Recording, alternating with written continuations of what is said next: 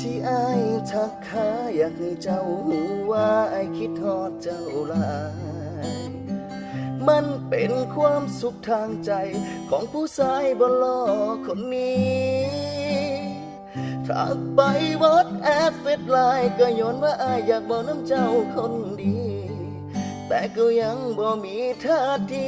ว่าเจ้าสิตอบกลับมาโอ้ทัดสีชมพูเขาบ่สนใจ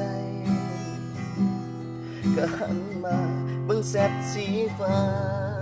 ก็ได้เด้อบ่แม่นว่าอ้ายว่าพี่อยากจะเว้าอยากเจอ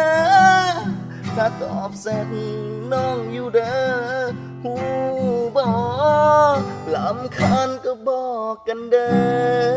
จะบ่เสนอไปทักเจ้าอีกหูอยู่ว่าบ่มีสิ่งมันผิดตั้งแต่พักแล้วล่ะมุดมัดก็บอกกันเด้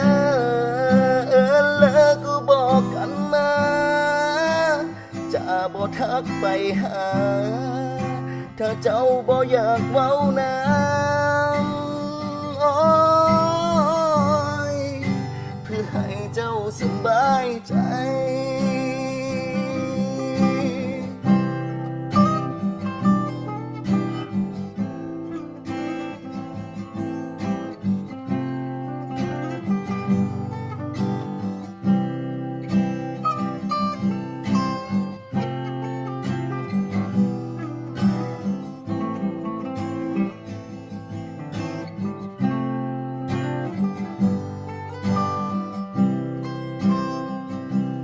ทัดสีชมพูเขาบ่สนใจ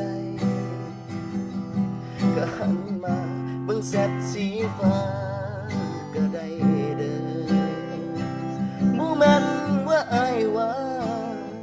พี่อยากจะเว้าอยากเจอถ้าตอบแซดน้องอยู่เด้อหูบ่